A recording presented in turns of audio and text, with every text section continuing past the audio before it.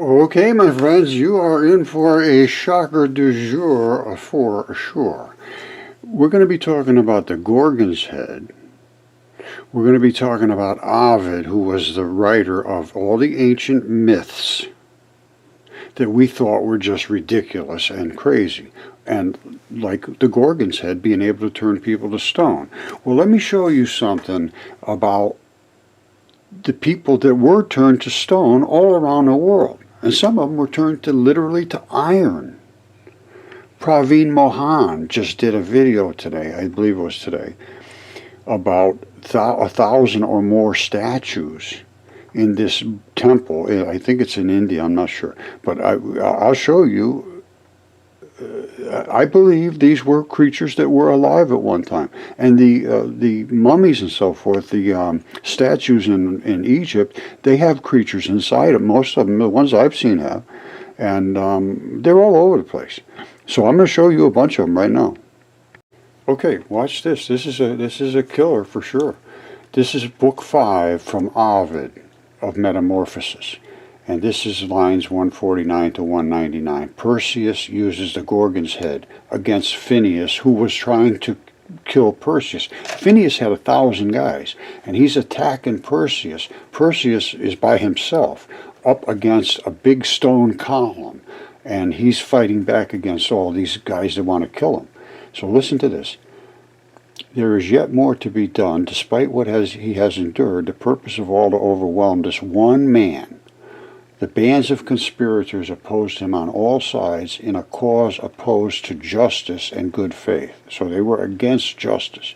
His father, with helpless loyalty, and his new bride and her mother supported him to the best of their abilities. So they're trying to keep him from being overwhelmed. Well, there was nothing he could do. He was going to be destroyed.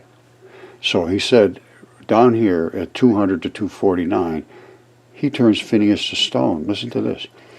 They all deserve the punishment they suffered, which is all his 1,000 guys that were attacking him, except one of Perseus's warriors, which is one of his buddies. While he was fighting on his side, a conscience saw that Gorgon's head and took the shape of hardened stone. Now, Accompanying was Perseus's buddy. Astyages struck him with his long sword, thinking he was still alive, and the blade gave a high-pitched ringing. He was already turned to stone, unconscious. While Astyages stood there amazed, the same power transformed him, and he remained there with a wondered look on his marbled face. It would take a long time to tell the names of the middle ranks of men. 200 bodies survived the fight. 200 bodies were turned to stone at the sight of the Gorgon's head. That's pretty serious. Now here's how it started. Perseus was being attacked by 1,000 guys, and he saw that there's nothing he could do. His efforts would succumb to the weight of those numbers, 1,000 guys. He said, since you plan it like this, I will ask help of the enemy. If there are any friends here, turn your face away. And he held up the Gorgon's head. Now, the Gorgon's head supposedly turns things to stone, but they didn't believe it. He said, he said, find others who might be worried by your marvel, said Discourse. But as he prepared to throw his deadly javelin, he was frozen, like a marble statue in the act. Amphix, next to him, thrust his sword straight at the heart of the courageous descendant of Licinius, and in thrusting his right hand stiffened without movement this way or that. But Nilus, who falsely claimed to be born of the Nile River with its 7 mouths, his shield engraved with its 7 streams, part gold, part silver, cried, Perseus, see the source of my people. It will be of great consolation to you to take with you in your death, in the silent shadows, the knowledge of having fallen to so noble a man. And that was the last echo of his voice. It was cut off in mid-flight, and you might believe his mouth still wished to speak, though it was no longer pervious to words. It couldn't speak anymore. It was stone. Eryx rebuked them, saying, "Lack of courage, not the power of the gorgon freezes you. Rush in with me and knock this youth with his magic weapon to the ground." He had started his rush, but the floor held his feet fast, and there he stayed, unmoving stone, a fully armed statue. Okay, if you want to learn about what was written about our ancient past, look up Ovid, Metamorphoses. These are all the books. There's 15 books. He starts out right with the creation, the ages of mankind, the flood, Deucalion, who was Noah, and his wife, and then it goes down through everything to where we were at his time, which was Julius Caesar. And listen to what the theme of everything he wrote was this. Metamorphosis, which means change, like a butterfly change, a chrysalis changed into a butterfly, is the transformation, is a unifying theme amongst the episodes of Metamorphosis. And there are a lot of it. Ovid raises its significance explicitly in the opening lines of his whole work, in this poem they call it. And this is the Greek, nova fert animus mutatus dicere formas corpora. I intend to speak of forms changed into new entities. Now listen to this. Accompanying this theme is often violence inflicted upon a victim whose transformation becomes part of the natural landscape. He wrote all of the things that were written. Metamorphosis took everybody from Hesiod and all of the earliest writers and consolidated it up to the time of Julius Caesar, which is right around the time of Christ. You know, right in year zero, let's say. What do they say? All right, year 8 CE they're talking about. Okay, my friends, I want you to focus in on the tendon and how it wraps around the knee like that, and all this red fleshy stuff. And it gets extremely red because blood runs down, so that's where it erodes. Now, you can go back if you need to and look at what I just showed you, but here it is right here, is that exact same tendon. It has exact same knee bump, or identical. And this is the exact same red fleshy stuff that's running down. It's eroding. It's completely falling apart. Now let me show you the rest of this. And this is the Statue del Gigante. All right, now his head is falling apart, and somebody came in here and tried to put some rebar in here and patch it with this white stuff and did a terrible job. Same thing with his ears. These are just falling apart. They don't last forever, but they lasted a hell of a long time. That is the cross-section of an arm. If you take that to any anatomist, he'll tell you, yes, that's where the muscle is, that's where the bone is, that's where the tendon is, so forth.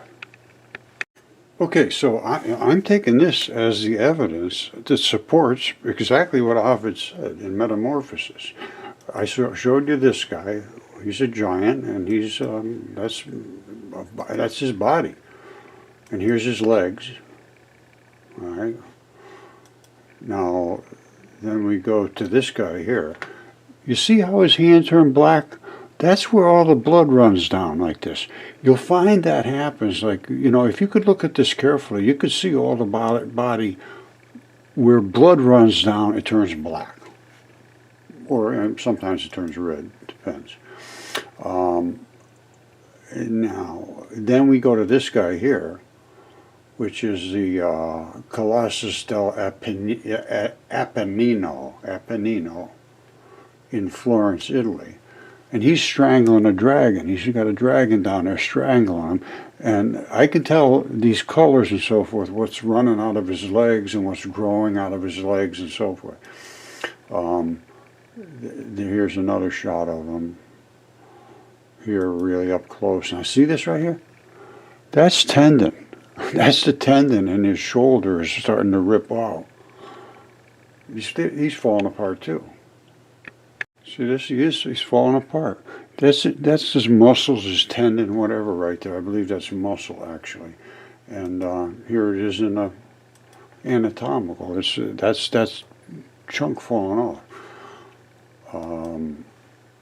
So that's him, and that's this guy. And here he is strangling a dragon. I think I might have shown you that before. And what else? Now we got this guy here.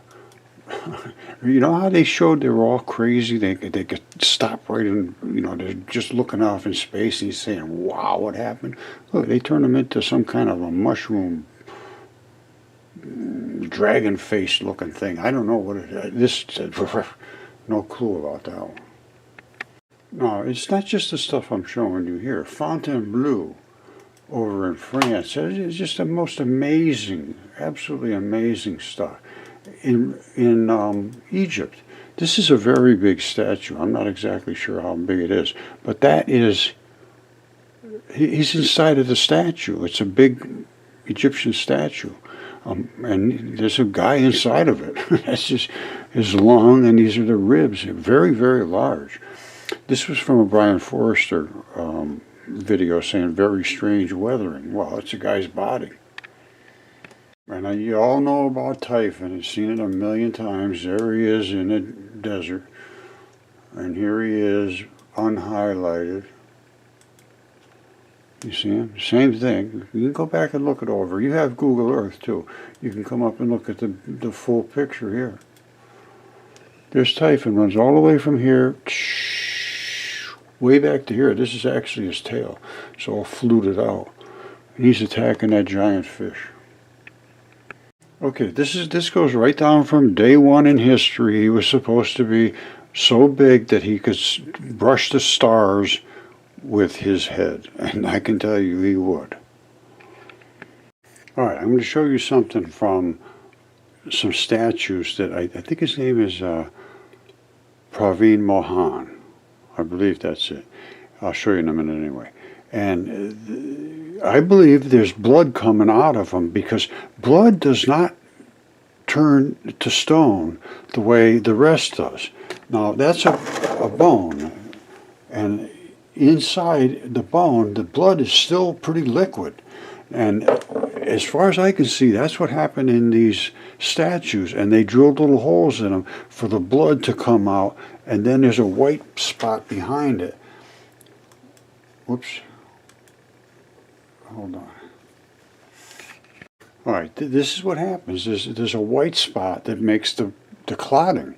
And then the blood over the top. And don't forget, these are mud fossils. These are, and Yale did a paper, said yes, they preserve in perfectly preserved soft body tissue. I don't think they know about the blood, but it's pretty obvious it's there. And then there's two little spots. There's the red one, and then there's a black one because there's a vein and an artery that's coming up to this. See, this is with everything removed. That's the fiber and still a little bit. That's the black vein, where the vein blood goes. This one is the artery. You see the artery here? The vein here? That's what it is. So, I think the same thing happened with Praveen's statues. Alright, now, what I showed you, they turned them to marble, it appears. The surface. These, I believe, were turned to iron. There's these spots all over the place, exactly where I'd expect to see them, where the blood is going to sort of pool right there. This is a guy's head they're cutting off, and he's holding that sword like a tweezer, like he's cutting that little guy's head off. This is just crazy stuff. And again, the blood up here. And it's, when I saw that, I said, whoa, these things had to be alive. And then I started looking a little deeper, and they have the blood coming out of literally every one of them. You see that? Here it is again. All of these little spots. It looks to me like they drilled them right in. They drilled into these things, or they had to let that blood get out, or what. I don't know. I have no idea.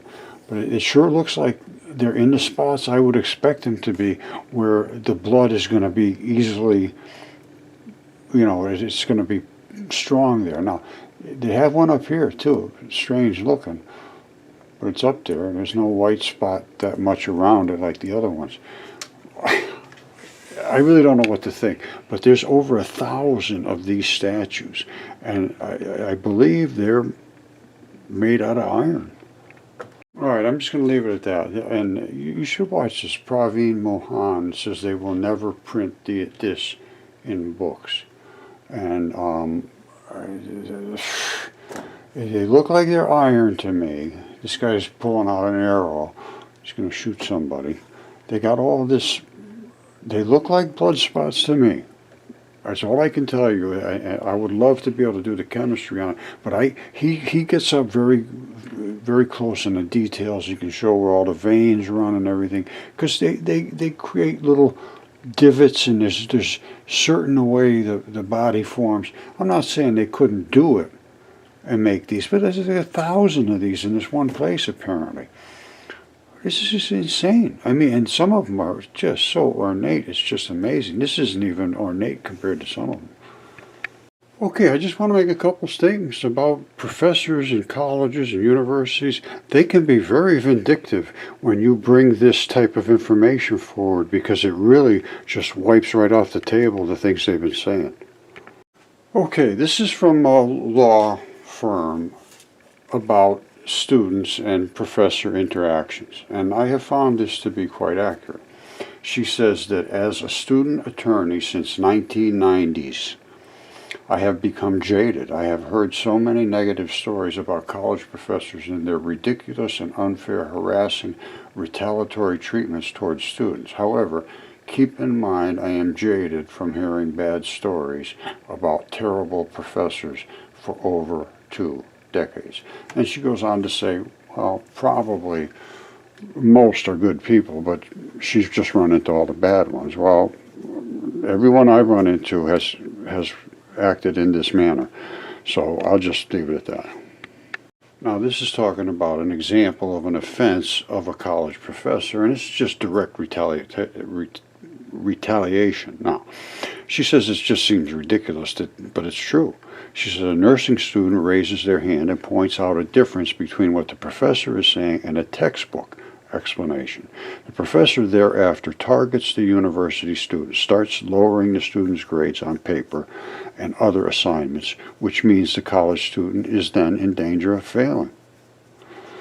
Another one, a college student contradicts a professor's assertion, and the professor thereafter investigates the student, interviewing multiple other students to justify getting the student kicked out of their major and school. And it goes on and on and on. And I've heard stories that you just can't believe. So, but I do believe them.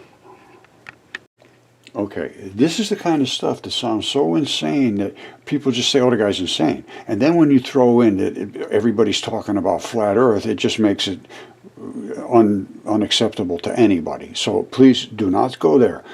Let's stay with what we see, and what I'm going to explain to you here is from Ovid's book, Book 5, Phineus is Turned to Stone. And he goes through the whole gods, one right after the other, and what they were and what they did. And this is about a fight, and this was about cutting off Medusa's head. And they all deserved the punishment they suffered, except one of Perseus's warriors. Now, what happened was Perseus cut off Medusa's head and was coming back to show his father-in-law, whoever it was, or his father, I guess, that he wasn't going to kill him, because his grandson, that's what it was. He was his grandfather. Oh boy, it gets a little confused. But what happened is, during this fighting, Accompanying saw the gorgon's head and took the shape of hardened stone. Astyages struck him with his long sword, thinking he was still alive, and the blade gave a high-pitched ringing noise. While Astyages stood there amazed, the same power transformed him, and he remained there with a wondering look on his marble face. It would take a long time to tell the names of the middle ranks of men. 200 bodies survived the fight. 200 bodies were turned to stone at the sight of the gorgon's head. Now listen to this now. This is what Phineus finally says, well, I shouldn't have done this. Now, at last, Phineus regrets the unjust fight. But what can he do? He sees the figures in diverse attitudes. They're all standing this way and that way, and recognizes the men, and calling on each one by name, asks his help. Say, come on, I need some help. Disbelieving, he touches the bodies nearest to him. They are marble. He averts his gaze from Perseus, and in supplication he stretches out his hand in acknowledgement, his arms still held out towards him. Perseus, he cries, you have won. Take away the monstrous thing of yours. Remove your head of the Medusa, whoever she may be, that turns men to stone. Take it away, I beg you. It was not hate or desire or power that drove me to war. I took up arms to win a bride. And it goes on and on and on. But they turned 200 guys to stone. And I can see them all over the world, and I've shown them many times. Well, I guess I should continue on with this. He's talking about he wanted to just get a bride. He says, now take that away, I beg you. It was not hate or desire or power that drove me to war. I took up arms to win a bride. Your claim was greater by merit, but mine by precedence. I do not regret ending it, so just give me my life. Give me nothing except my life. Most resolute of men, the rest is yours. So speaking, not daring to look towards him, to whom he directed his request. Perseus replied, have no fear, most cowardly Phineus. I will grant both what I can grant and what is a great gift to the fearful. You will not suffer the sword. Rather, I will cause you to be an enduring monument through the ages, and you will always be seen in my father-in-law's palace, so that my wife may find solace in the statue of her intended. He spoke and carried the head of Prophecy's daughter, which was Medusa, to where Phineus had turned his frightened face. As Phineus tried to avert his gaze, his neck hardened, and the tears on his cheeks were turned to stone. Now the frightened face, the suppliant expression, and submissive hands, and the slavish appearance remained in marble. And they are everywhere. I think I'm going to show you some, or I have shown you. All right, so the long and short of it, I believe this was true. And the only reason Perseus didn't get turned to stone is he had a reflective shield that was so reflective that he could look into it and see back and see her, and it didn't kill him, turn him to stone. That's why he could see her, and he ended up being able to cut her head off because he used the reflection. You know, I'm just kind of a scientific guy, so I'm trying to think to myself, what could she have sent out from even after her head was cut off? This is, you know, nothing here makes sense at all, and a lot of things don't. You know, we got to live through the things that don't make sense, but you know, some things you really just got to have to look at them and say, well, if it's real, it's real. If it's not real, I don't like to talk about things that, you know, were written around about that I can show are not correct. You know, this I can show looks to be correct.